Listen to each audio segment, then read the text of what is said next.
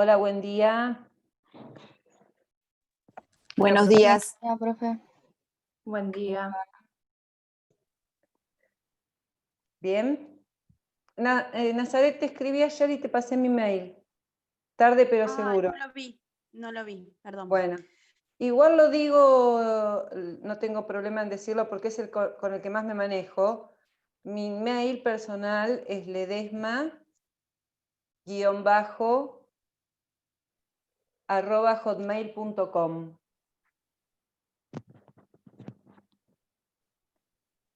De hecho, me escribió Erika Panelo, y le envié el material que les había prometido la clase anterior sobre justicia transnacional y el funcionamiento. Así que bueno, cualquiera que necesite algo extra y que esté al alcance de mis posibilidades, no duden en escribirme. Perdón, Bueno, ¿eso se lo mandó a Erika o sí, lo subió? Ah, está no, bien, no, porque no lo había visto. Ah, no, no, no. ahora sí. Está bien, está bien. Les dije la clase anterior que se los iba a enviar a quien lo Está quisiese. bien. Está bien. Porque es un tema que dio alguno de mis compañeros y no quiero introducir material que ha dado otro colega mío. Igualmente no es de mi autoría, como le hice saber a Erika y les puedo hacer saber a ustedes también, sino que es de autoría del doctor Gossaini, que se los comparto porque, bueno, realmente es muy interesante y es un PowerPoint explicativo del funcionamiento de la Comisión Interamericana de Justicia y de la Corte Interamericana de Justicia para que ustedes puedan comprender un poquito de qué se trata, al menos, la justicia transnacional. Yo tengo una opinión personal que tanto el recurso extraordinario federal como el tema de justicia transnacional pertenecen al derecho procesal constitucional más que al derecho procesal civil, y que realmente es un tema casi de posgrado más que de grado. Así que por eso tratamos de hacerlo lo más simplificado posible. Por otro lado, Magalí, ¿qué te pasó con la cámara que está apagada? Ah, ahora te veo. Por otro lado, nos hizo llegar el doctor Escoles algunas inquietudes de ustedes respecto a dos temas en particular. Uno tiene que ver con la posibilidad de practicar o de realizar esas famosas situaciones problemáticas que son luego las que se van a desarrollar en el examen parcial.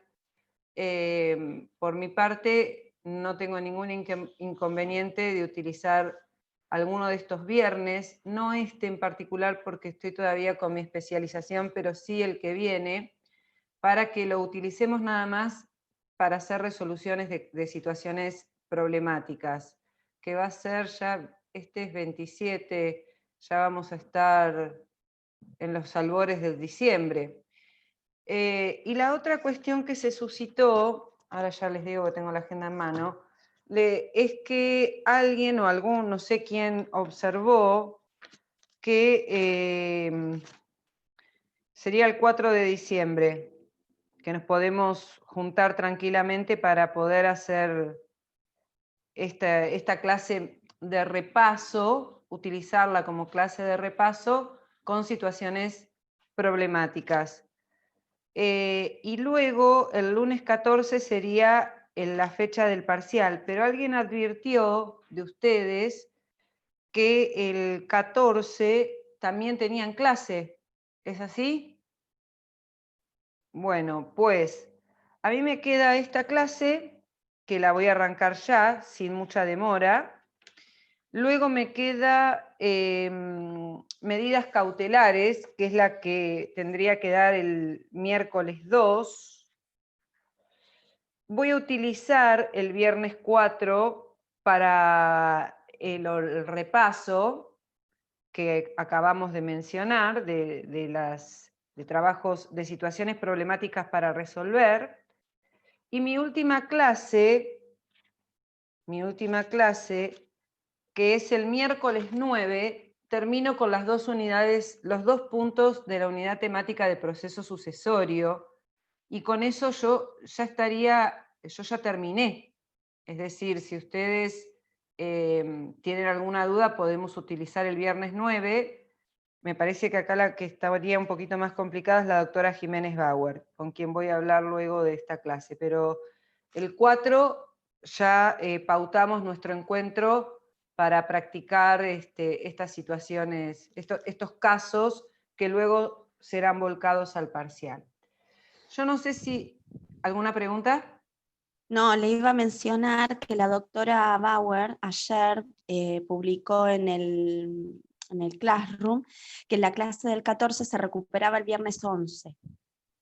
Perfecto, ella la tomará el viernes 11 y terminará ella el viernes 11. Entonces el 4 es mío. Es el único día, claro. El 4 es mío. Bueno, no sé si habrán tenido algún inconveniente con el tema que les envié sobre sentencias, ejecución de sentencias, que fue ese ese Word que les envié a manera de resumen para los que no estuvieron presentes el viernes pasado. No fue una clase con un PowerPoint, sino con un Word, donde lo que más me interesaba era que ustedes pudieran distinguir el tipo de obligaciones que existían y en cada caso en particular si había posibilidad de sustituirla o de que se pudiese cumplir con esa obligación que venía o que traía aparejada la sentencia de condena, o teníamos que ir a través de una sanción combinatoria, o teníamos que ir a través de un juicio de daños y perjuicios, que era lo que nos pedía puntualmente el punto 1 de esa unidad temática. Cómo se resolvía a través de un juicio de daños y perjuicios, porque la obligación que contiene esa sentencia firme, consentida o ejecutoriada no se puede satisfacer. Entonces no nos queda otro camino que un juicio de daños y perjuicios. Marcela, por favor, prende la cámara. Por otro lado, lo único que nos quedaba pendiente de ver y de examinar o hacer una pequeña intervención sobre ejecución de sentencias, no había mucho en particular, porque ustedes vieron que había 2 o 3 cuestiones puntuales que tratamos de analizar, que tenía que ver con el cumplimiento de los presupuestos procesales, es decir, la competencia del juez para actuar en ese proceso, quiénes eran los legitimados, y ahí hicimos referencia puntualmente a que el legitimado era la parte que había actuado en juicio, y dijimos los terceros que realmente intervinieron en ese proceso y que les afectó la sentencia. Y luego mencionamos el 676 bis segundo párrafo, que son aquellos ocupantes del bien inmueble a quienes se les ha notificado la sentencia y se les puede hacer pasible del desalojo, del lanzamiento. Nos quedaba pendiente en esta cuestión el tema de la bilateralidad en el proceso de ejecución de sentencia. Y dijimos que hicimos mención a un par de cosas que me gustaría remarcar en este momento. En primer lugar, que se notifica la ejecución de sentencia. La pregunta acá sería, ¿es necesario un mandamiento de intimación de pago y embargo? Pues no, señores, no es lo mismo que un juicio ejecutivo. Acá ya tenemos un título ejecutorio y no vamos a intimar de pago y embargo. ¿Y por qué no vamos a intimar de pago y embargo? Porque el que ha sido condenado ya sabe que tiene que cumplir con esa manda judicial. Por eso hicimos tanto hincapié al principio en los medios coercitivos al cumplimiento de una manda judicial.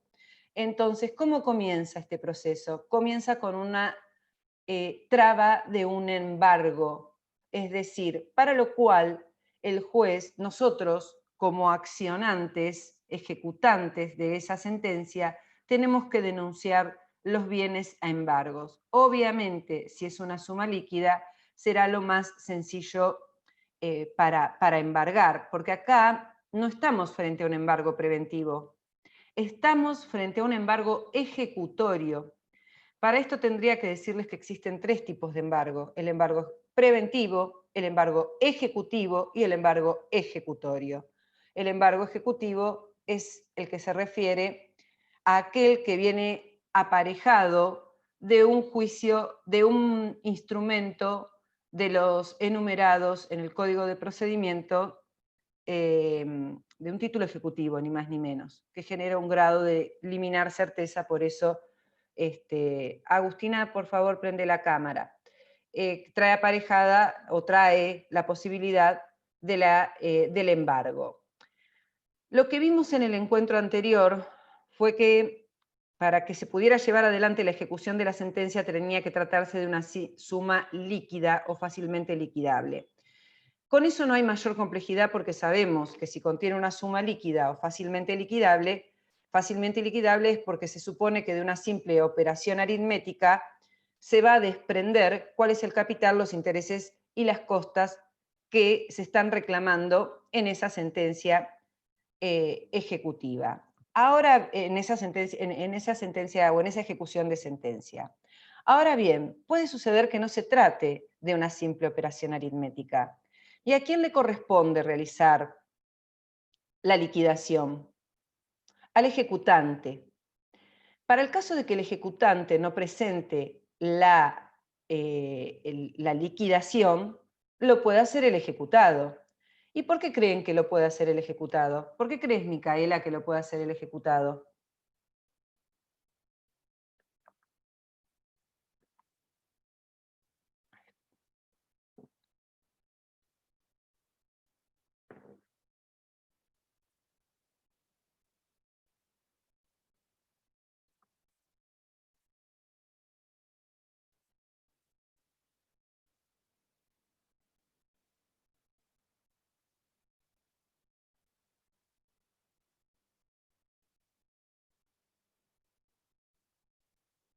Estamos esperando a Micaela. No me funciona el micrófono, profe. Camila, te tocó por rebote.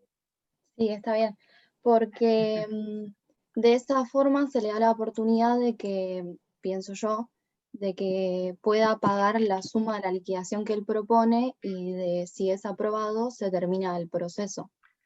Claro, en realidad es pertinente lo que vos mencionás. El ejecutado, ¿por qué puede presentar la liquidación? Y puede presentar la liquidación porque mientras más se demore la presentación de la liquidación, él va a seguir cargando con los intereses, es decir, lo que se le va a seguir sumando son los intereses. Entonces, el ejecutado tiene un plazo de 10 días a partir del cual ha quedado, ese plazo de 10 días se cuenta a partir de que la sentencia ha quedado firme y ejecutoria, es decir, a partir de que a él se le ha notificado de la ejecución de sentencia, tiene un plazo de 10 días para presentar la liquidación. No lo puede hacer antes, tiene ese plazo de 10 días. En este caso en particular, si fuera el ejecutante el que presenta la liquidación, se le debe dar traslado. Perdón, el ejecutado presenta la liquidación, se le debe dar traslado al ejecutante por el plazo de 5 días. Lo que no hablamos acá es de la posibilidad de la oposición de excepciones que tiene el ejecutado, que es en el momento de su derecho, de esgrimir su derecho de defensa. ¿Por qué no me aboqué al tema de las excepciones que puede oponer? Primero porque son muy sencillas. En segundo lugar, hay una cuestión que tienen que tener en cuenta, que esta enumeración es enunciativa, no es taxativa. En principio podría oponer la excepción de pago, pero tiene que estar documentado y debe ser de fecha anterior al dictado de la sentencia. Podría oponer el de prescripción de la ejecución, es decir, a partir de que el título se convirtió en ejecutable a prescripto, entonces no sería viable, y en este caso, si se hace lugar a la prescripción, hace cosa juzgada. Podría oponer la falsedad de la ejecutoria, y en este caso, como la sentencia se trata de un instrumento público, realmente tendría que demostrar, la carga de la prueba pesa sobre él, demostrar que la sentencia sufre de alguna adulteración, tachadura, enmienda, siempre estamos dentro de la falsedad material. ¿Y por qué digo que no es taxativo?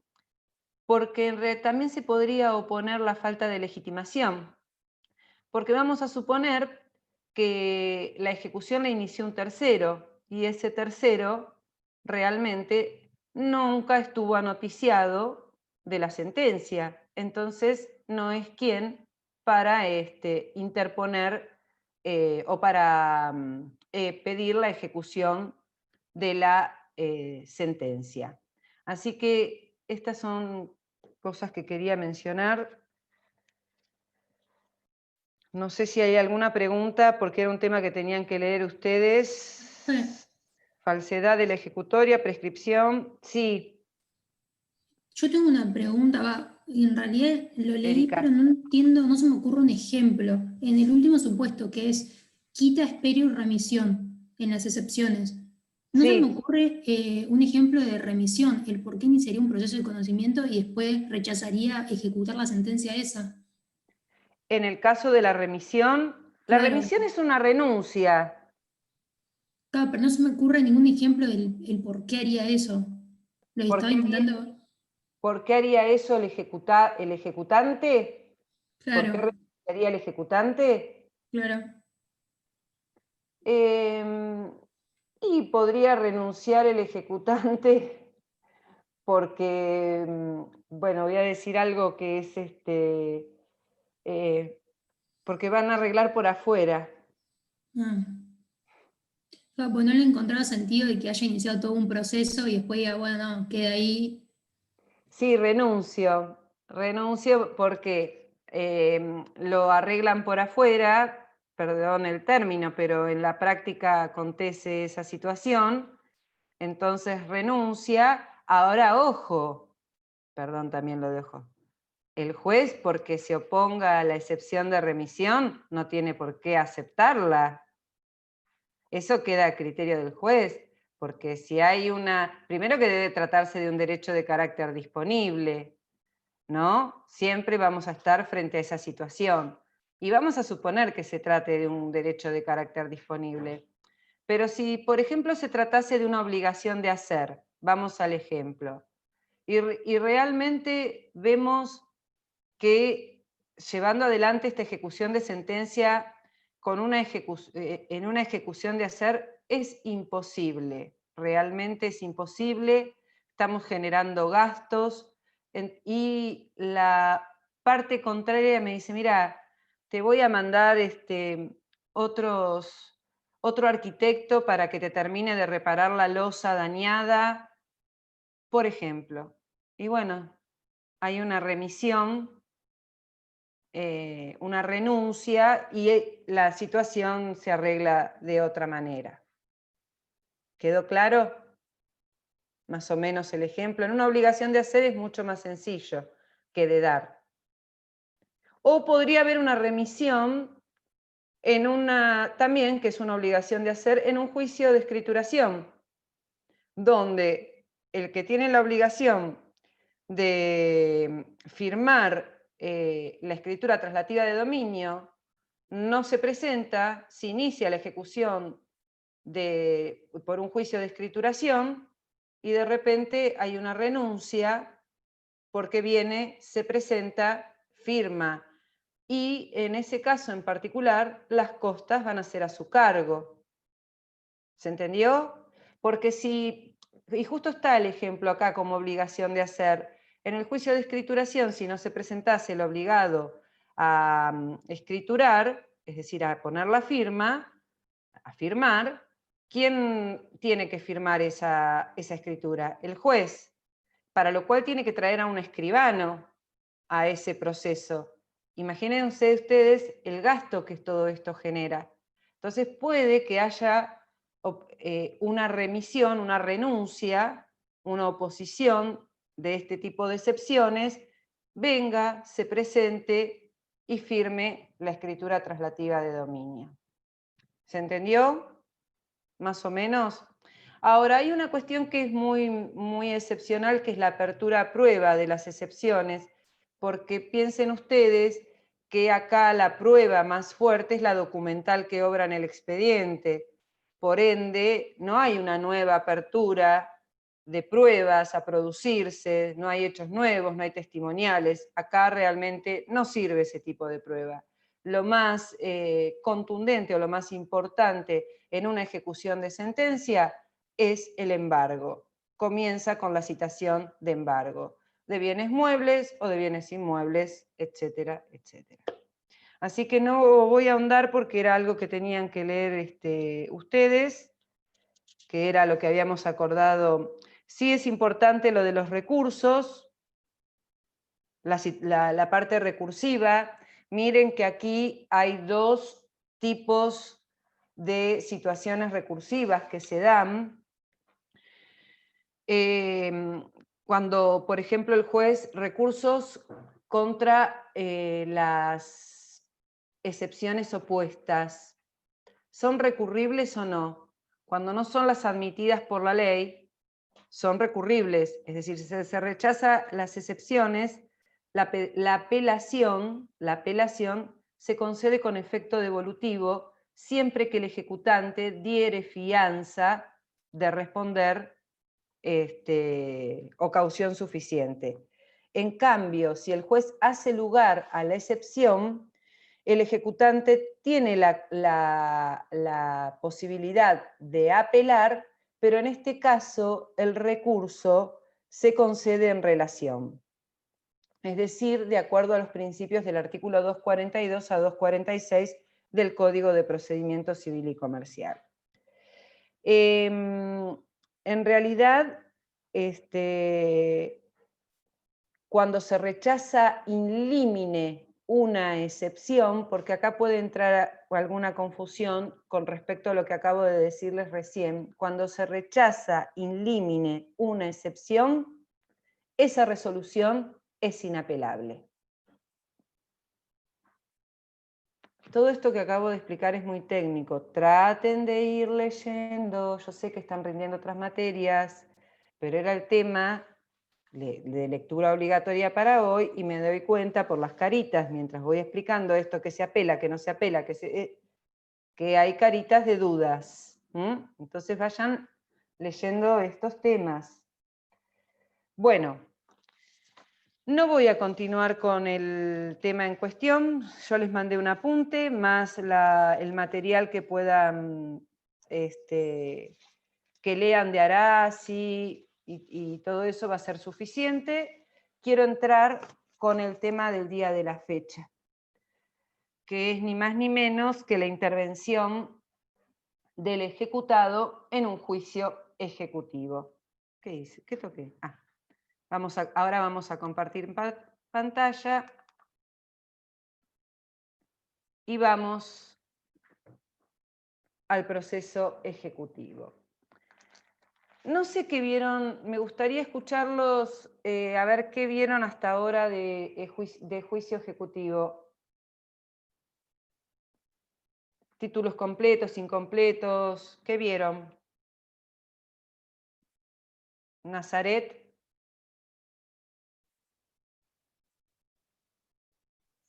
Sí, vimos lo de títulos completos, títulos incompletos. Estaba queriendo ir a la clase del doctor Escoles, que es con quien lo vimos. Perfecto. Pero yo estoy sí. en condiciones de arrancar para hablar de la intervención del accionado, del ejecutado. Porque ustedes se supone que ya vieron la introducción de una demanda ejecutiva. Sí. Sí. Sí, es un apunte de lo de la demanda ejecutiva que me mandó la doctora Jiménez Bauer. ¿Lo alcanzaron y con a el leer? doctor Escoles, claro, vimos juicio ejecutivo, los requisitos, las etapas. Bien. Bueno. Entonces vamos a una de las etapas, que es la intervención del accionado. Al recibir la demanda, el juez lo primero que va a observar es algo que voy a volver a repetir, que ya lo dije en una oportunidad, son los presupuestos procesales. En primer lugar, si es el juez competente para entender en el asunto, es decir, en esta ejecución. ¿Podría darse que sea un juez incompetente? Sí, por supuesto, ya vamos a ver que es una de las excepciones, y les voy a dar un ejemplo. En segundo lugar, va a observar la personería, es decir, debe estar acreditada la personería, y cuando hablamos de personería hablamos de capacidad, nosotros en el proceso civil y comercial.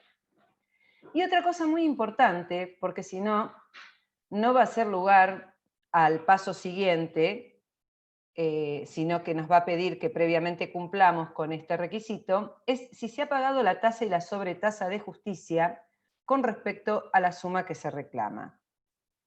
Por supuesto que lo que en mayor hincapié va a hacer el juez es en observar el título ejecutivo, es decir, si es de uno de estos títulos que se encuentra enumerado en el Código de Procedimientos Civil y Comercial de la Provincia de Buenos Aires, y si se encuentra en condiciones de ejecutabilidad, es decir, si cumple con los recaudos del artículo 518 del Código de Procedimientos Civil y Comercial, que dice que, más o menos a grandes rasgos, que debe tratarse de un título que traiga aparejada ejecución. Bueno, pues, ¿qué es un título que trae aparejada ejecución? Un título que trae aparejada ejecución es aquel que tiene una suma líquida o fácilmente liquidable y que se encuentra vencido, exigible, dice la ley, exigible. Y yo digo, exigible significa que ya venció el plazo para el cumplimiento de esa obligación. Bien, ¿puede el juez rechazar ese juicio ejecutivo? Sí, sí, porque si analiza y del título se desprende que no trae aparejada ejecución, puede de oficio denegar la apertura del procedimiento ejecutivo. En este caso en particular, hay que tener en cuenta que esta resolución que rechaza la apertura del proceso ejecutivo es inapelable. Es una resolución, recurrible. Recurrible. Se puede interponer una revocatoria con apelación en subsidio o directamente una apelación directa, la cual se va a conceder en relación. Ahora bien, si el juez analiza el título y está en condiciones, ¿qué es lo primero que va a hacer? Va a ordenar que se libre el mandamiento. ¿Por qué no puedo pasar la paginita?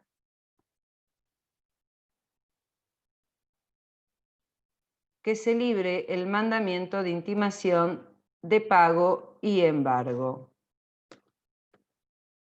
Upa.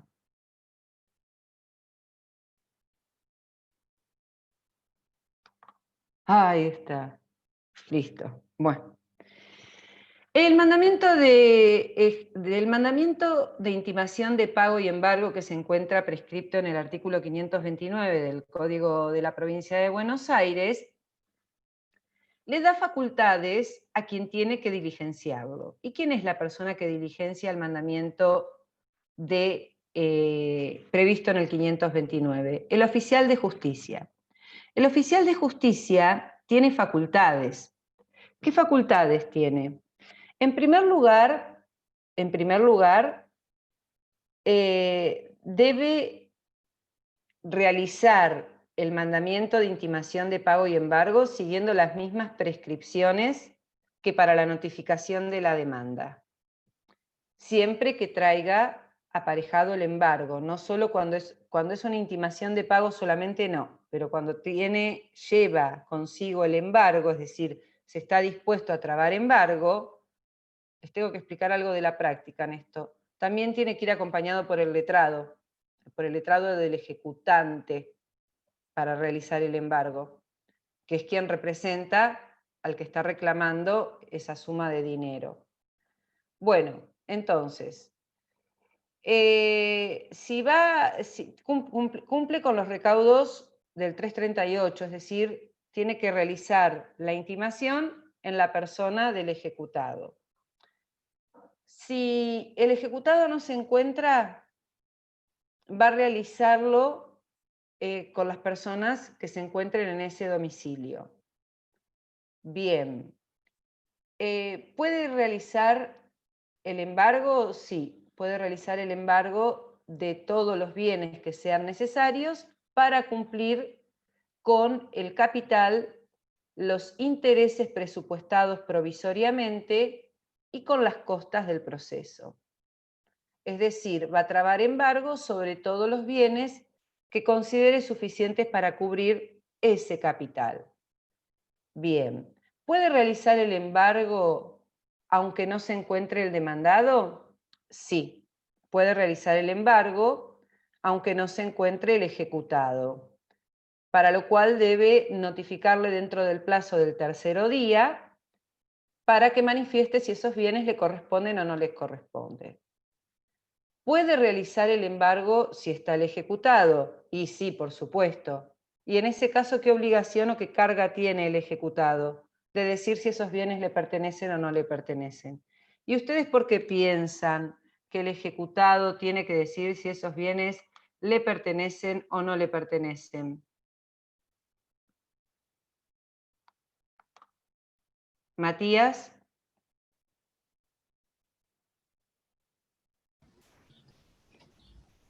Y yo creo que para no tener ningún inconveniente con un tercero en la ejecución.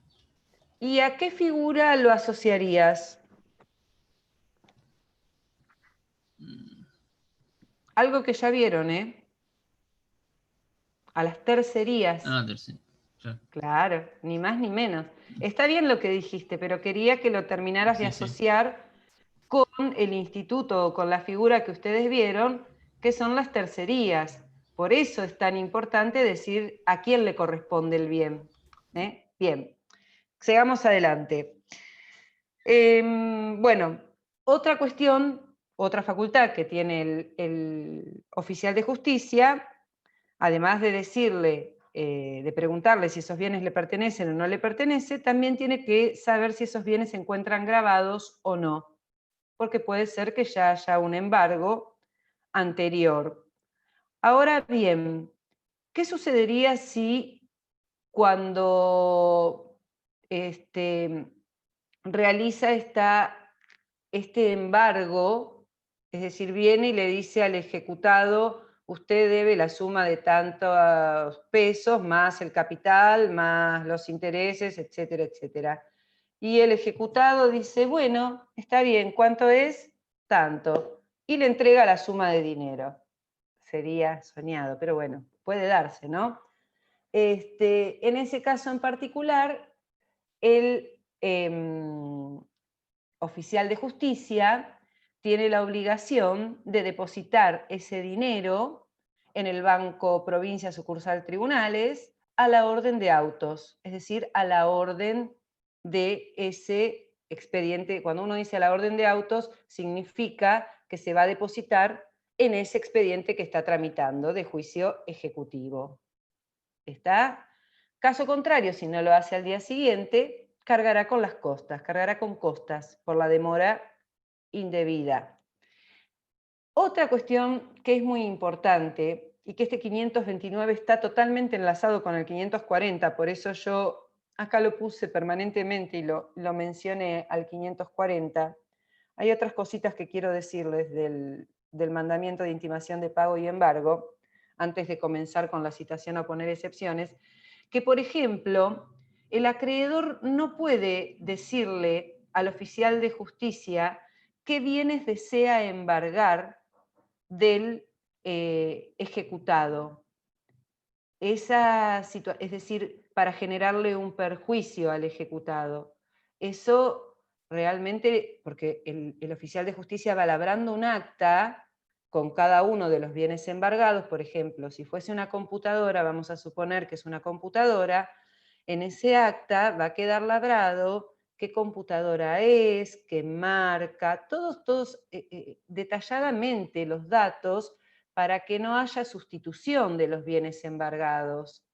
Porque los bienes embargados, en principio, si no son de difícil conservación no se pudieran perder, vamos a suponer que sea un cuadro, bueno, todos esos detalles se anotan, se dejan, y esa acta librada es un instrumento público. En principio quedan en manos del deudor, y el deudor tiene la obligación de no disminuir esa garantía, es decir, tiene la obligación de cuidar esos bienes. Ahora, cuando haya una presunción de que el deudor pueda hacer desaparecer esos bienes, se va a designar depositario a un tercero. Obviamente que si se designa depositario a un tercero, va a cobrar honorarios, va a ir encareciendo este proceso ejecutivo.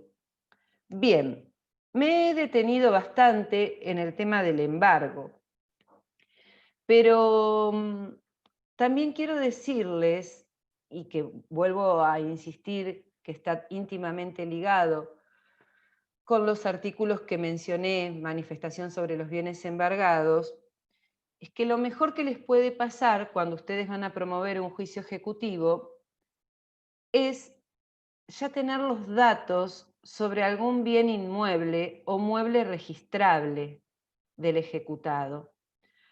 ¿Por qué? Porque en el mismo momento que ustedes inician el juicio ejecutivo, ya por ese grado de eliminar certeza que tiene el título, si ustedes denuncian un bien embargo, el juez les va a ordenar la traba de la cautelar. Les va a ordenar la traba de la cautelar. Acá no hay que acreditar la verosimilitud en el derecho, el peligro en la demora. Sí, quizá podríamos ofrecer contracautela, cosa que es muy rara, y sería en todo caso una caución juratoria, pero ya el título ejecutivo, que tiene ese grado de eliminar certeza, emanado por la propia ley, nos facilita a nosotros ejecutantes que al momento de iniciar la demanda, si denunciamos un bien inmueble o un bien mueble registrable, directamente el juez nos ordene con la apertura del proceso ejecutivo la traba de la cautelar. Y entonces, ¿ustedes qué harían? ¿Librarían el mandamiento y luego trabarían la cautelar? Marcela, ¿qué harías vos?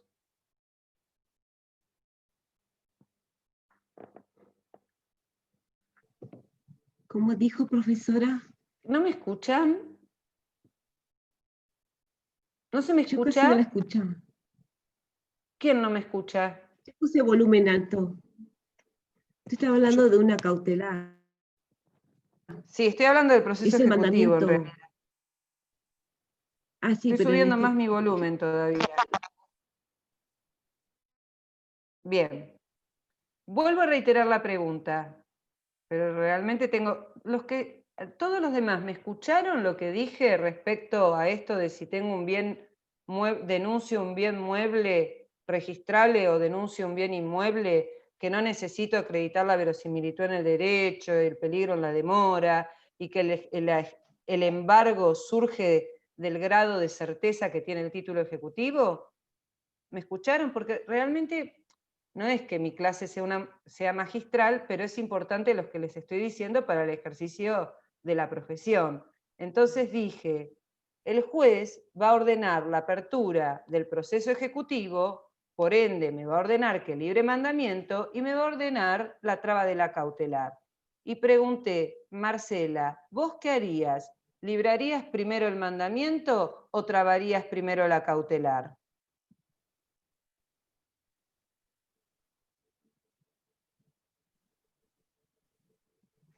Ah, primero que... Claro, igual el juez está ordenando el mandamiento.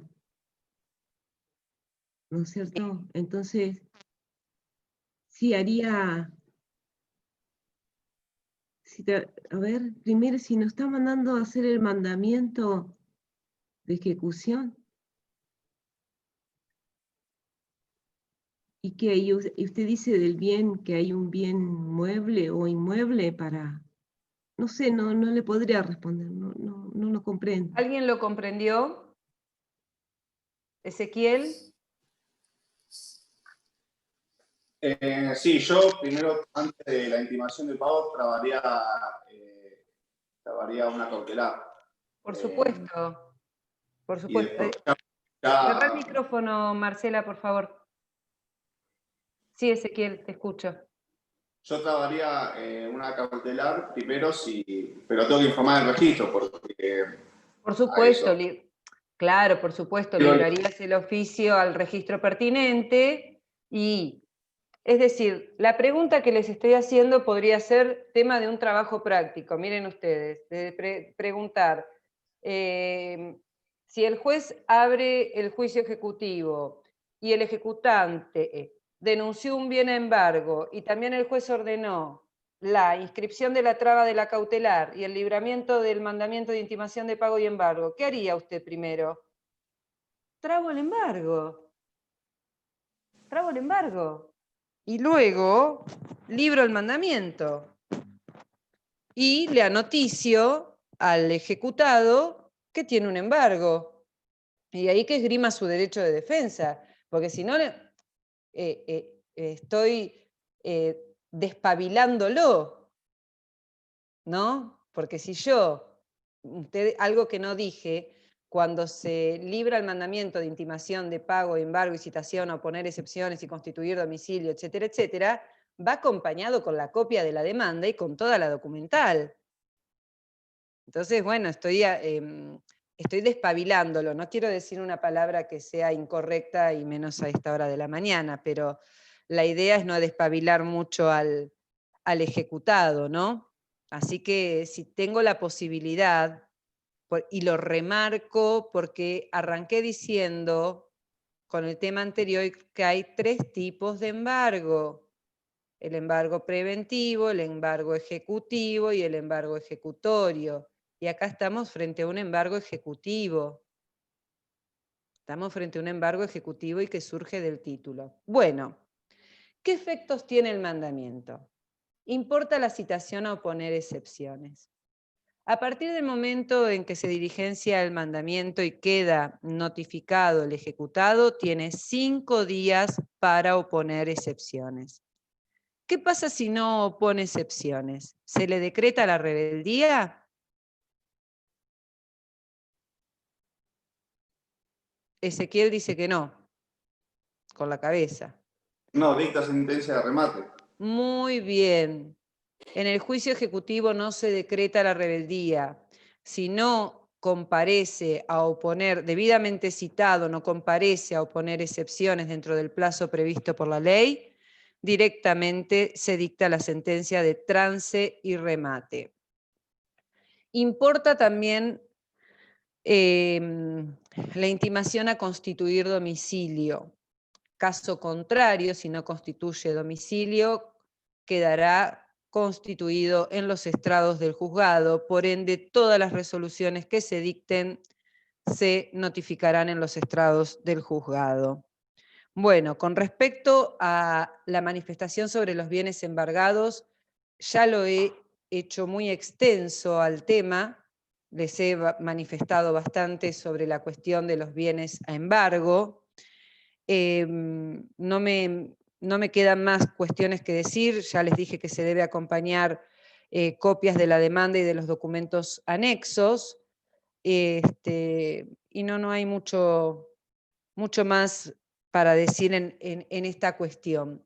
Lo que sí me gustaría decirles es que puede tratarse, en este caso en particular, en un juicio ejecutivo, por ejemplo, en una ejecución de alquileres o en una ejecución de expensas, que se vayan venciendo durante la sustanciación del proceso nuevos periodos impagos.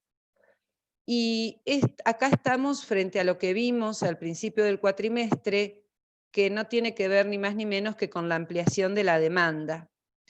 ¿Qué quiero decir con esto? Que por cada periodo que se vaya devengando como impago, yo no necesito iniciar un nuevo juicio ejecutivo, sino que voy a ir ampliando el monto de la obligación adeudada. Y voy a ir dándole traslado ¿A quién? Al ejecutado.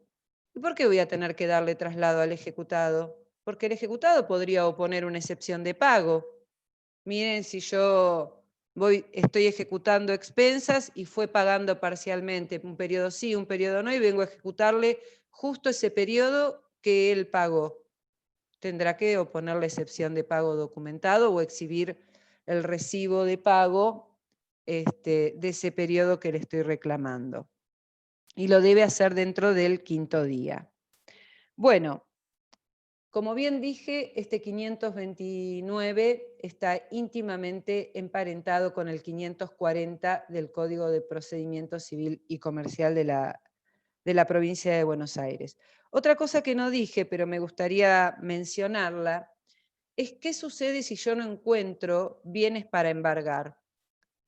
¿Podría directamente trabar otra cautelar? Sí, sí. Se los menciono porque todavía no vieron cautelares, y podría directamente yo pedir una inhibición general de bienes, sin necesidad de ahondar en si el deudor tiene bienes o no tiene bienes. Directamente pido una inhibición. Si desconozco bienes a embargo o no puedo efectivizar un embargo sobre bienes muebles porque fui a la casa y lo único que tiene son los enseres necesarios para su cotidianidad, para su vida, o para que ustedes vieron, todavía no llegaron, pero hay un artículo que es el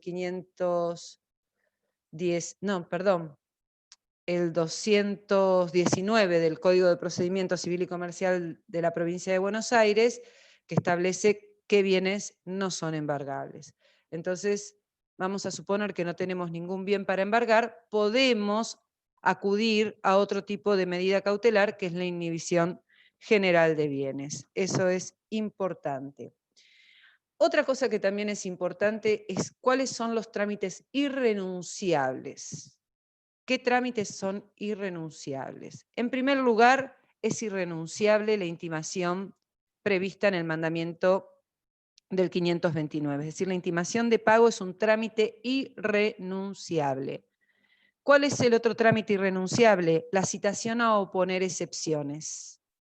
No se puede renunciar la citación a oponer excepciones. ¿Y qué otro trámite es irrenunciable? La sentencia. Las partes no pueden disponer de la sentencia. Eso le corresponde al juez. Bien, la citación a oponer excepciones da cumplimiento ni más ni menos que a un principio procesal que garantiza el debido proceso, que es la bilateralización del proceso y el derecho de defensa que tiene el ejecutado. El derecho de defensa que esgrime el ejecutado es a través de la oposición de excepciones. Recuerden ustedes que en un juicio ejecutivo no se puede discutir la causa de la obligación. Eso quedará, como repetimos casi como de memoria, y no es tan sencillo, y me gustaría que esto que acabamos de decir quede, ¿no? Que no es tan sencillo, podré discutir la causa en un ordinario posterior. Pero para poder discutir la causa en un ordinario posterior, deberé haber cumplido con el capital, los intereses y las costas del juicio ejecutivo. Por ende, no es tan sencillo un ordinario posterior, pero existe. Bueno, las excepciones, las únicas admitidas, son las enumeradas en el 542. Es decir, son excepciones, es de carácter taxativo este artículo 542. Dije, son las únicas admitidas, hacen al derecho de defensa en juicio, bueno, y deben proponerse en tiempo, en forma, y el ejecutado, al momento de oponer las excepciones, debe acompañar toda la documentación de la que intente valerse y ofrecer la prueba. Esa es la oportunidad que tiene para defenderse. Ahora vamos a analizar algunas de las excepciones. Upa, me equivoqué.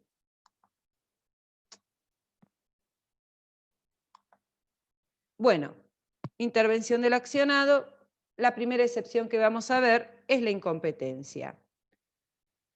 Yo les dije que les iba a dar ejemplos de incompetencia. Podría ser, ustedes piensen que el tema de la incompetencia territorial en cuestiones patrimoniales es prorrogable. Veremos si se presenta el accionado y opone la excepción o no. Pero yo me voy a referir, por ejemplo, al caso que a veces sucede que uno no lee como corresponde un reglamento de copropiedad e inicia un juicio ejecutivo ante los juzgados civiles y comerciales y resulta que en el reglamento de copropiedad, una ejecución de expensas me estoy refiriendo, y resulta que en el reglamento de copropiedad se ha establecido, se ha fijado como juez competente únicamente a los tribunales arbitrales. Entonces es incompetente el juez civil y comercial para entender en el asunto. Va a venir el ejecutado y va a oponer la excepción de incompetencia, porque el competente para entender en el asunto son los jueces arbitrales. Ese es un caso, ¿debe fundarlo? Sí. ¿Y cómo lo funda? Con el reglamento de copropiedad. Sencillo. La falta de personería en el ejecutante, ejecutado, sus representantes. Este es un caso común. ¿Común por qué? Y porque, por ejemplo, yo me presento y digo que soy el letrado apoderado del ejecutante y resulta que no acompañé el poder. Y viene el ejecutado y me opone la excepción de falta de personería. Porque mi representante no acredita no acredita con ese poder la personería que invoca, valga la redundancia. En este caso, ¿el juez va a rechazar in limine la ejecución? No, no la va a rechazar in limine. Va a dar un plazo para que se subsane o se aclare la personería.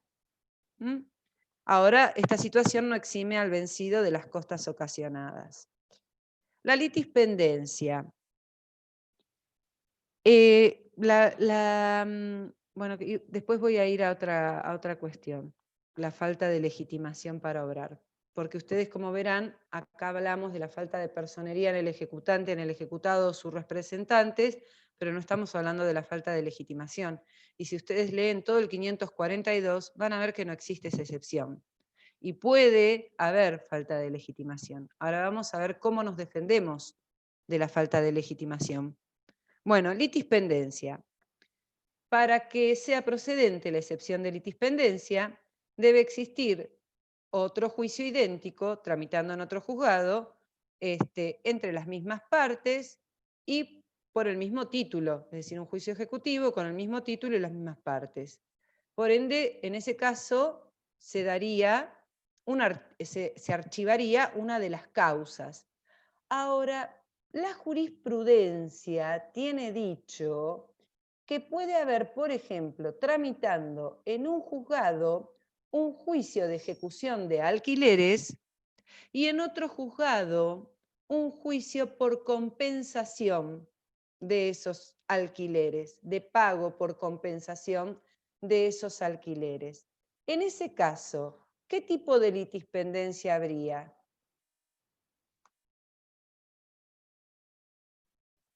Impropia. Muy bien. ¿Quién me lo contestó? Yo, profe. Sofía. Sofía. Muy bien, Sofía. Impropia.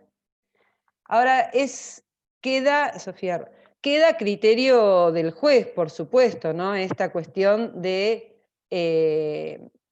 por eso dije, hay que ver en ese momento si la jurisprudencia lo admite y acumula esos procesos para que se traten conjuntamente, porque emanan de un mismo título, pero es contradictoria y no es pacífica. Por eso se los mencioné como un caso jurisprudencial. Falsedad o inhabilidad de título. Debo decirles que acá realmente falsedad o inhabilidad de título no es lo mismo. La letra de la ley parece que fuese una u otra o fuese indistinto, pero la falsedad de título, para que exista falsedad de título, como bien les puse, debe haber una adulteración material en el título. Esa adulteración material debe ser una raspadura, una tachadura, una adulteración en la firma, etcétera, que puede ser total o parcial. En un instrumento público podría haber algo, entre renglones, algo escrito, ahí habría una adulteración del título. Es decir, se refiere a las causas extrínsecas y no a la causa de la obligación. Pero a mí la excepción que más, es decir, que más inquietud me genera y con la cual podemos resolver otras cuestiones que no nos permite la enumeración taxativa del 542, es la inhabilidad de título. Porque con la inhabilidad de título podemos discutir la legitimación. Es decir, podemos decir que ese ejecutante no es el titular de la relación jurídica sustancial que se está debatiendo. Entonces, si yo preguntase, o si yo dijese, este que me está ejecutando a mí, este pagaré o este instrumento público, no es el titular de la relación jurídica sustancial, ¿con qué lo discuto? Con la inhabilidad de título.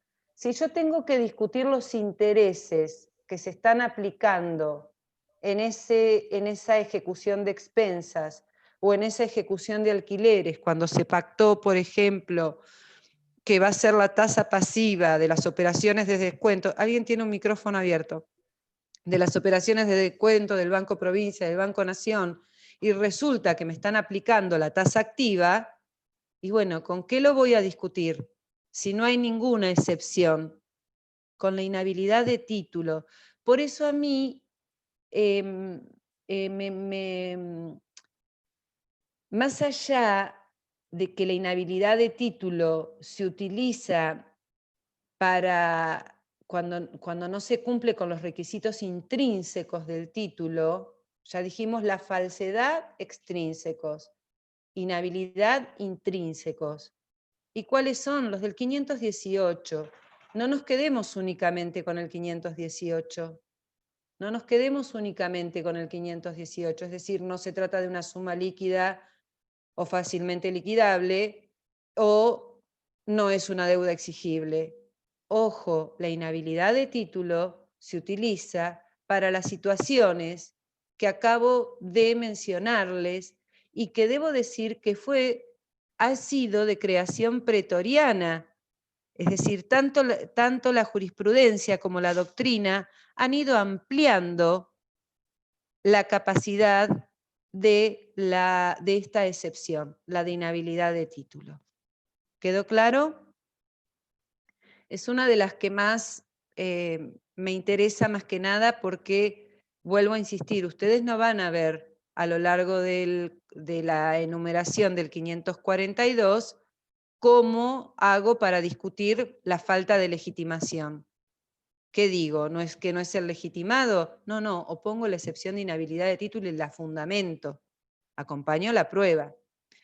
Si hay alguna duda me lo dicen y si no sigo adelante. ¿Puedo seguir adelante? Bueno, entonces sigo adelante. La prescripción. Como esta excepción, tanto en un proceso de conocimiento como en el proceso ejecutivo, debe alegarse en la primera presentación. Es decir, con la intimación de pago. Directamente me presento y digo que está prescripta la ejecución. Y si se declara la prescripción, esto es muy importante también, si se declara la prescripción del juicio ejecutivo, no me habilita a la promoción de un juicio ordinario posterior, porque hace cosa juzgada en sentido material. Miren qué interesante lo que acabo de decirles, ¿eh? Bueno, con respecto al pago documentado total o parcial, debe existir una cancelación de la obligación. El pago se debe acreditar siempre con un recibo realizado con fecha anterior a la promoción de ese juicio ejecutivo. No importa que el pago o el depósito del dinero haya sido realizado por un tercero, por ejemplo, por un escribano. Bueno, ya dije, debe ser de fecha anterior. ¿Y por qué? Si fuese de fecha posterior, ¿qué importaría?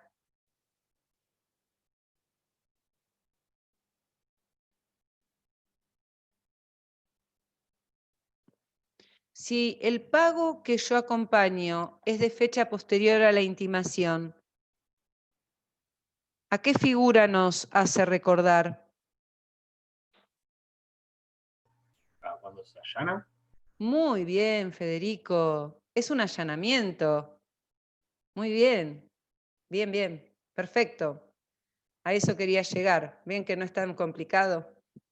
Es un allanamiento. Si es de fecha posterior, está allanándose. En cambio, si es de fecha anterior, sí puedo poner la excepción de pago. Bueno, y con todas estas características que acabo de decirles. No es un detalle menor decir que debe ser un pago documentado. Un pago documentado es porque tiene que surgir. Y otra cuestión que es interesante del pago documentado, no solo que es de fecha anterior, sino que claramente debe surgir que se imputa a esa obligación. No sé si me comprenden lo que acabo de mencionarles. Yo creo que es sencillo lo que les estoy diciendo. No puede ser un pago, recibí la suma de, que no diga a qué se refiere. Debe estar imputado a ese título que me están ejecutando. Por ejemplo, si fueran las expensas.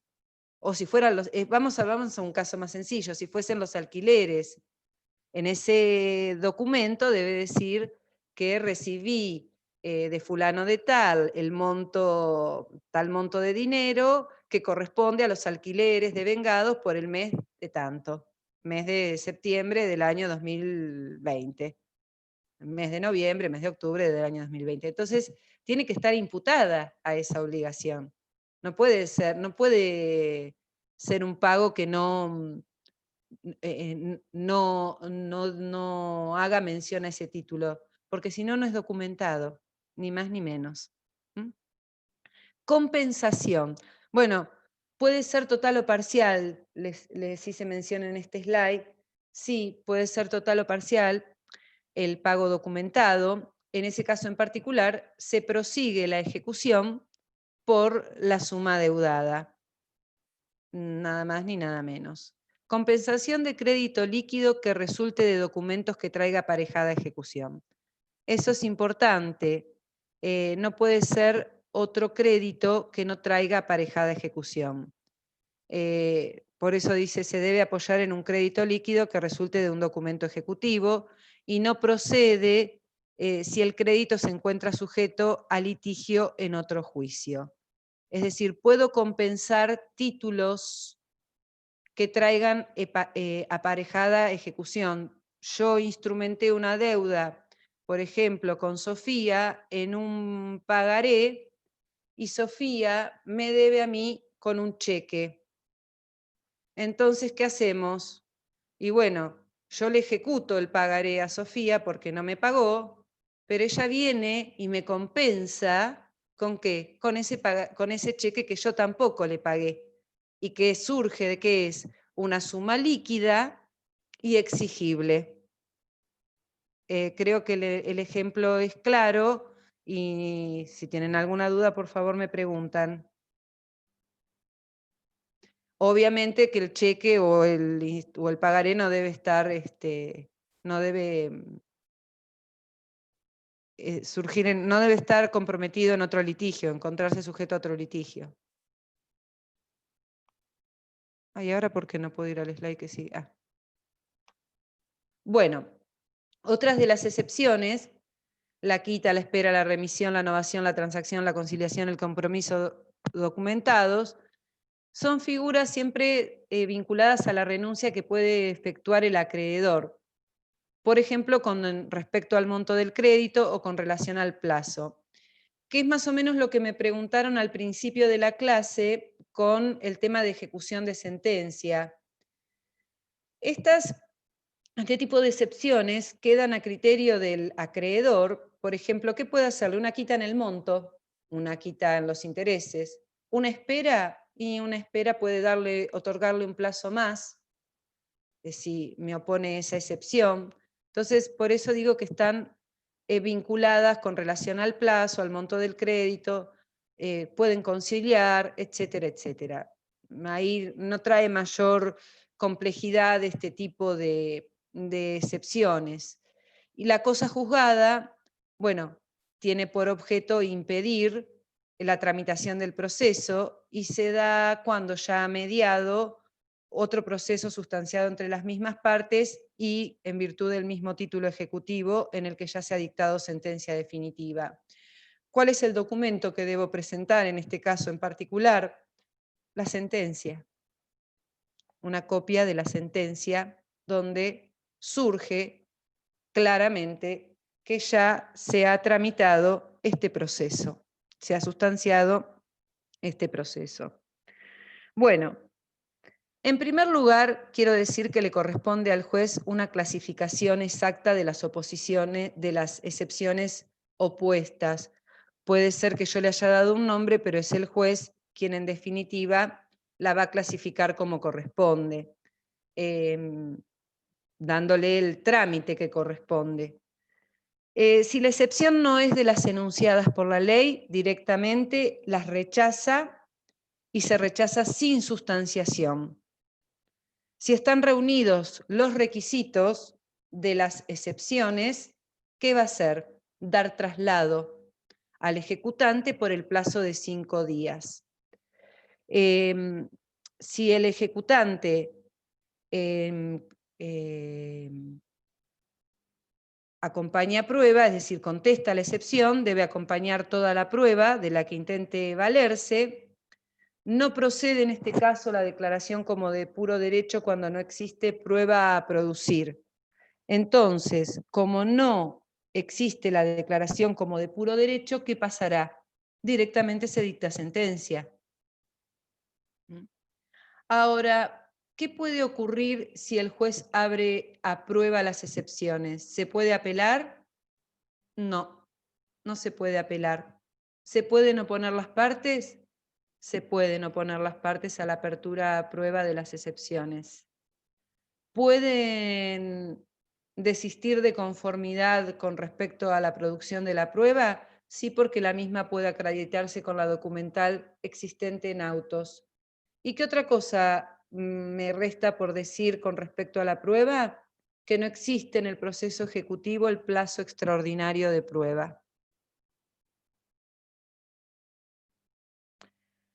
La carga de la prueba, en este caso, le corresponde siempre al ejecutado. Siempre le corresponde al ejecutado. Acá no hay una distribución de la carga de la prueba. En este caso le corresponde al ejecutado. Eso quería también decirlo. Bueno, no hay mucho más con respecto a la prueba. Me extendí mucho más de lo que les acabo de decir recién. Pero quiero remarcar que es inapelable el auto de apertura a prueba de las excepciones, que sí es oponible, se pueden oponer, como el trámite que ya vieron cuando vimos el proceso de conocimiento, si mal no recuerdo el 359 del Código de Procedimientos, pueden desistir de la prueba porque se puede acreditar con la que se encuentra en autos, no existe la declaración como de puro derecho y directamente, si no hay prueba a producir, se dicta la sentencia de trance y remate. Y que la carga de la prueba le incumbe al ejecutado.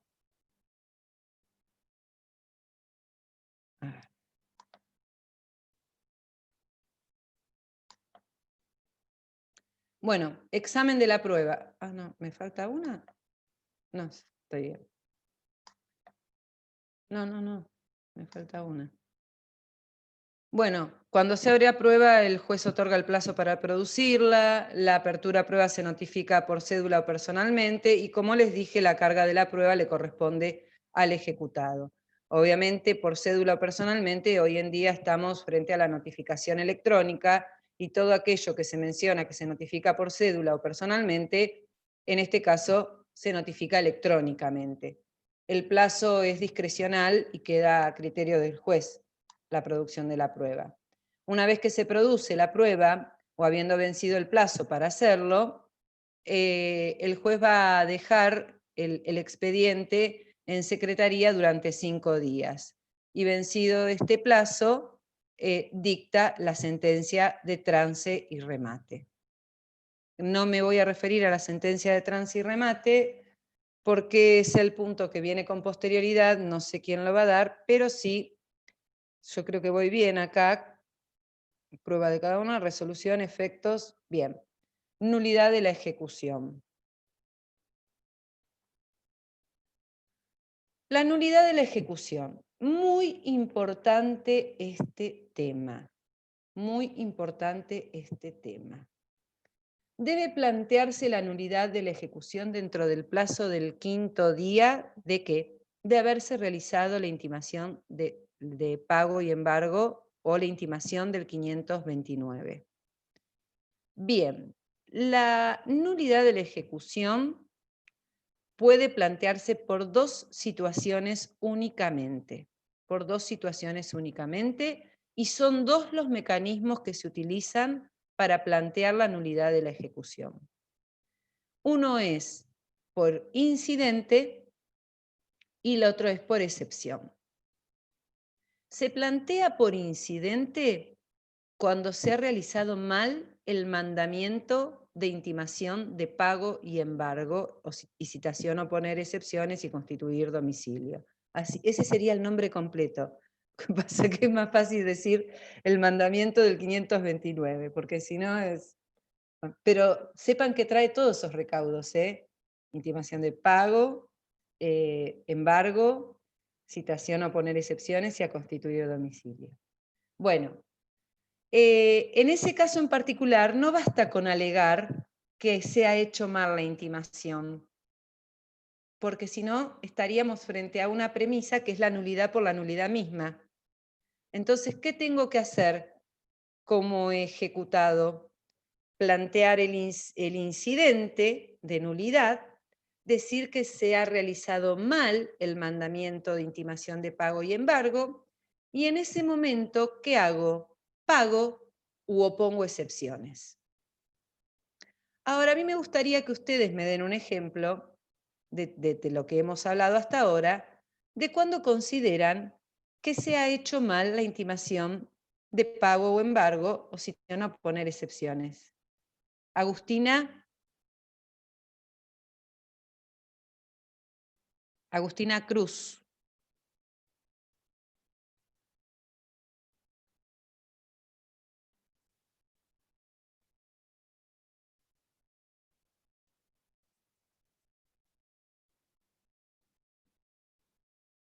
¿No escuchas?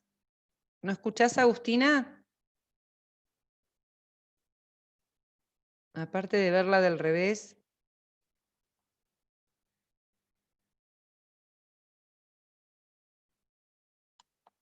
A ver, alguna otra persona que pueda contestar.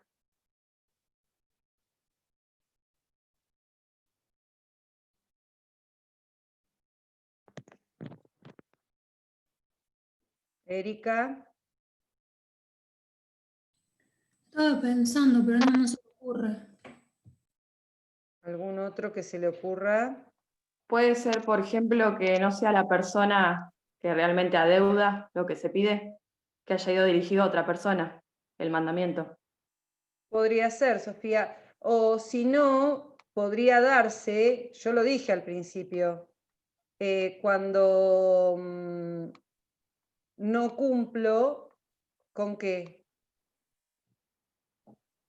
Es decir, realizo llevo adelante el mandamiento sin cumplir con los recaudos de la ley. Con el pago de la tasa y sobretasa. Cada No. la tasa, la sobretasa, el bono. No. Cuando llevo adelante el mandamiento sin que esté la persona, sin haber dejado el aviso de ley. ¿Se acuerdan que lo vimos? ¿O no?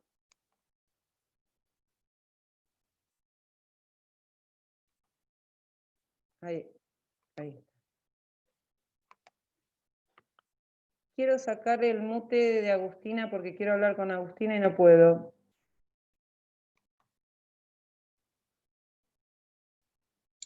Profe, en el chat puso que no le anda el micrófono.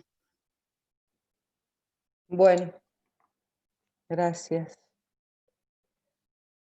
Qué difícil que se hace, ¿no? Para ustedes y para mí. Me imagino que ya a esta altura que estamos todos cansados de las pantallas y se hace un poco complejo, ¿no? Bueno, por excepción, tengan en cuenta esto del mandamiento. O por ejemplo, no se acompañaron las copias. Entonces no está bien hecho el mandamiento. ¿Cómo me defiendo? ¿No se acompañó la copia de la demanda? ¿No se acompañó la copia de la documental? Entonces, ¿cómo me defiendo? Voy a plantear la nulidad de la ejecución. Bien. Por excepción, ¿cuándo? Y cuando fue mal preparada la vía ejecutiva. Es decir, cuando no se cumplieron con los pasos previstos en el 521, 523, por ahí no me acuerdo muy bien en el Código de Procedimientos. Entonces, en ese caso en particular, ¿qué tiene que hacer el ejecutado cuando pide la nulidad de la preparación de la vía ejecutiva? Debe presentarse, por excepción, o pone la excepción de nulidad en la preparación de la vía ejecutiva. ¿Y qué hace? Desconoce la firma, tiene que desconocer la firma, el carácter de locatario, el cumplimiento de la condición, tiene que decir que no se cumplió la condición o que no se cumplió el plazo, o desconocer la obligación. Bueno, este 543 realmente es un artículo muy importante, pero muy importante para tenerlo en cuenta de manera completa, porque es insuficiente que ustedes, si hubiese una pregunta con respecto a la nulidad de la ejecución, dijesen porque no se preparó bien la vía ejecutiva o no se realizó bien el mandamiento de intimación de pago y embargo. Es insuficiente. ¿Por qué es insuficiente? Porque estaríamos frente a una nulidad por nulidad misma y ustedes perderían un juicio ejecutivo. Por eso es insuficiente. Porque tienen que complementarlo o completarlo con lo que acabo de mencionarles. Si se decreta la nulidad del juicio ejecutivo, ¿se acuerdan que nosotros habíamos hablado de la posibilidad de trabar medidas cautelares con el inicio del proceso ejecutivo? Bueno, ¿qué pasa si se decreta la nulidad del juicio ejecutivo? Perdura la cautelar trabada durante 15 días nada más. Durante 15 días desde que la resolución quedó firme. ¿Y qué tengo que hacer para que no caduque la cautelar? Volver a promover un juicio ejecutivo dentro de ese plazo. Si no se reinicia la ejecución, caduca la cautelar. ¿Me trae algún perjuicio la caducidad de una medida cautelar? No se imaginan cuántos perjuicios me puede traer. En primer lugar, el económico, porque a mi cliente le salió dinero inscribir una medida cautelar. Hay que pagar el oficio al registro. Entonces, Claro, no te garantiza la ejecución, pues si no tenés un bien. claro. No, y además, imagínense lo siguiente. Me decretan la nulidad de la ejecución. Voy a decir un término vulgar. Bueno, vamos por las palabras técnicas. Por mi negligencia o mala praxis como letrado, pasan más de 15 días en que yo decido o me acuerdo o me doy cuenta de promover nuevamente ese juicio ejecutivo. Y caducó la medida cautelar. Y puede existir en ese lapso la enajenación del bien. Si se trata de un bien mueble registrable, vamos a suponer que es un auto, y hacemos una transferencia en forma inmediata, un 08, vamos al registro, etcétera, etcétera, desapareció del patrimonio de mi deudor. Entonces, la negligencia del letrado a veces puede causar perjuicios económicos que en algunos casos pueden ser irreparables, porque todo depende de la fortuna que tenga el ejecutado, ¿no? Para poder satisfacer mi crédito. Y con esto hemos terminado por el día de hoy. No sé si tienen alguna pregunta para hacerme. Yo tengo una. Sí, Matías. Con respecto a las excepciones, ¿todas se resuelven en la sentencia? ¿O puede ser que antes, por ejemplo, incompetencia, se puede resolver antes? Con respecto a las excepciones, todas se resuelven antes del dictado de la sentencia. Todas. Absolutamente todas. Muy buena tu pregunta y creo que surge inclusive de los slides que todas se resuelven antes del dictado de la sentencia. Porque recuerden que dije que si no hay prueba a producir con respecto a las excepciones, no existe la declaración como de puro derecho, sino que directamente se pasa al dictado de la sentencia de trance y remate. Pero me gusta que me hayas preguntado eso. Así queda bien claro y lo diferenciamos del proceso de conocimiento. ¿Alguna otra pregunta?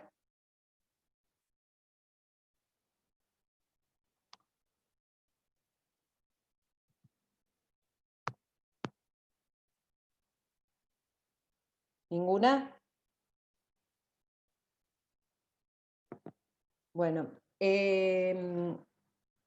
me gustaría que me comenten cómo van, porque todavía no, yo voy a ir poniendo los presentes para no robarles tiempo, pero me gustaría que me comenten con total sinceridad cómo van con la asignatura, si la van comprendiendo, qué sienten que les falta que les podamos, es decir, yo no soy de los docentes que piensa o que entiende que al estudiante hay que darle todo digerido como para que lo pueda deglutir, sino que al estudiante hay que enseñarle a pensar. Por eso, que tengan esa capacidad y libertad en el pensamiento, ¿no? Entonces no me gusta esa cuestión de decir, bueno, vamos a darle todo digerido, así ya, y después repiten lo que dijo el profesor. ¿Pueden repetirlo? Si es algo que realmente no lo encuentran en otro autor, pero cada uno es libre de buscar la bibliografía con la que se sienta más cómodo. Pero sí me gustaría escuchar a alguno de ustedes a ver cómo se sienten con la asignatura, cómo la van comprendiendo, cómo la van llevando. 23, 24, hoy es 25. Escucho, ¿eh? A mí más que nada me cuesta bajar lo teórico a lo práctico. O sea, por ahí pienso que cuando voy leyendo entiendo y después hacer una pregunta práctica y ahí ya no. Como ¿Y que me por qué cuesta. será? No sé, depende qué tema también o qué punto. Pero algunos me cuesta más. Si no tengo ejemplos, digamos, o no voy leyendo ejemplos, me cuesta. Sí. Bien. Por eso me parece bien la clase del 4 para ver así situaciones problemáticas, porque me hacen falta. Bueno, bárbaro. Igual, yo creo que más que nada, obviamente se trata de un ejercicio, esto de los ejemplos. Yo creo que en ese caso hay una especie de desconfianza de ustedes en decir, voy a cometer un error si digo tal cosa, y a lo mejor no. Y si lo cometen al error, cuando quieren poner un ejemplo, bienvenido sea, porque del error aprendemos todos, y a lo mejor es el mismo que tiene alguno de vuestros compañeros o lo piensa de la misma manera, e inclusive lo podemos hasta discutir, porque en el derecho 2 más 2 no es 4.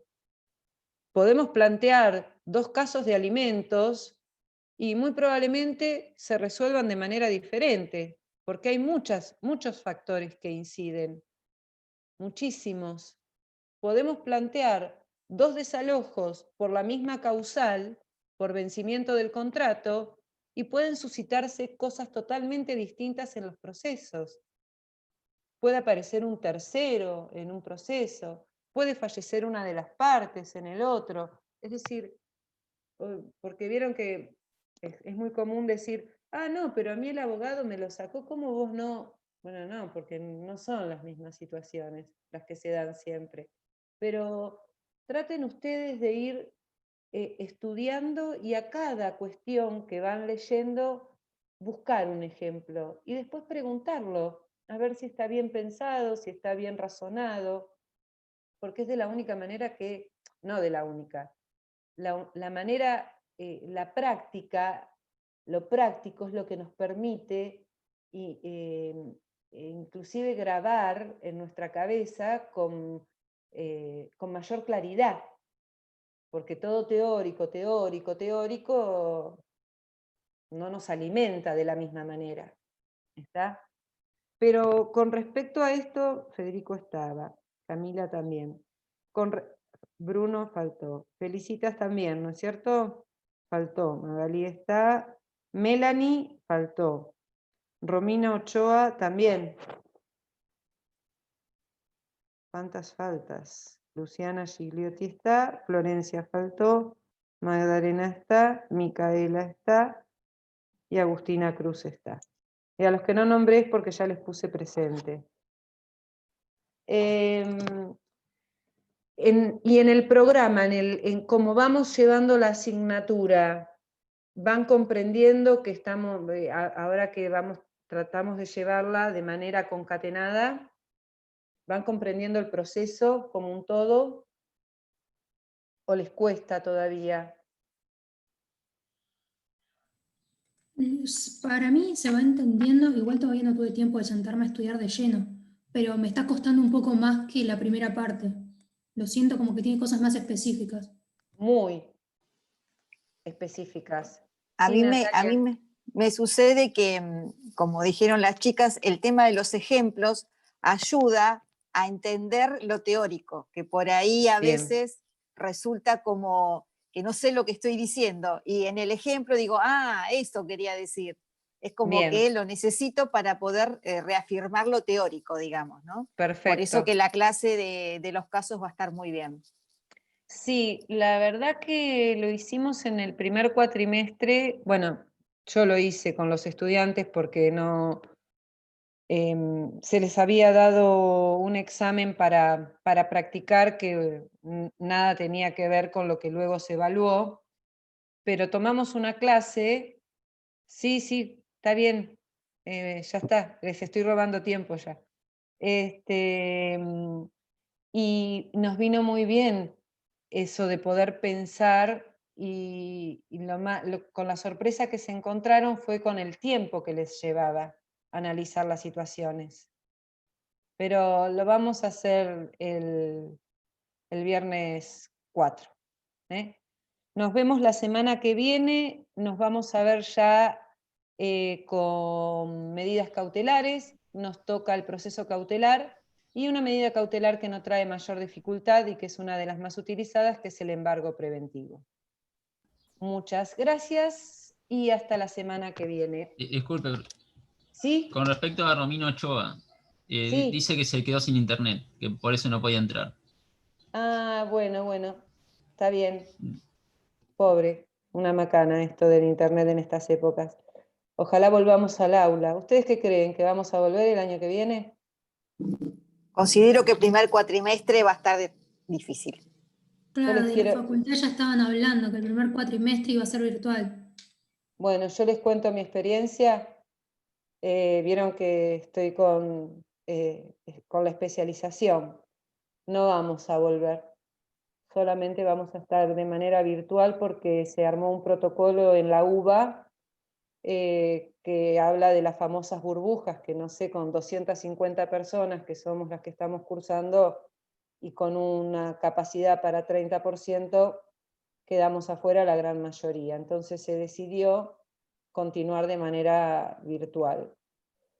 La verdad que yo siempre reitero lo mismo, no es nuestro espacio, nos encontramos con estas situaciones de que no funciona un micrófono, de que no tenemos conectividad, siempre nos encontramos con alguna de estas dificultades en pleno siglo XXI, pero bueno, y también nos encontramos con una realidad y que dábamos por sentado que por ser todos de pertenecer a, no lo tomen a mal, al estatus universitario, todos teníamos que tener una computadora en casa disponible, y no fue así, no fue esa la realidad. Así que, bueno, creo que entre todos, entre ustedes y nosotros, hicimos o estamos haciendo el mayor esfuerzo posible para poder, para no perder el año académico, porque creo que en el caso de los estudiantes de primaria y secundaria han visto perdido su ciclo lectivo, su ciclo académico, no hubo un aprendizaje, no hubo un aprendizaje.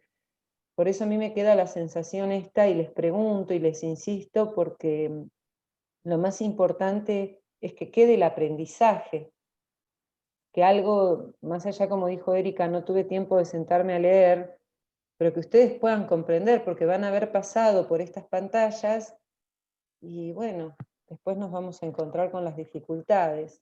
Así que utilícennos como herramienta, que estamos a vuestra disposición, de todo aquello que sea necesario con respecto a esta asignatura, ¿no?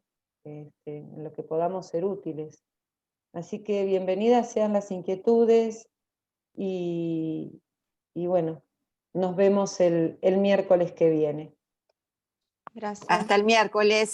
Chau, chau. Gracias.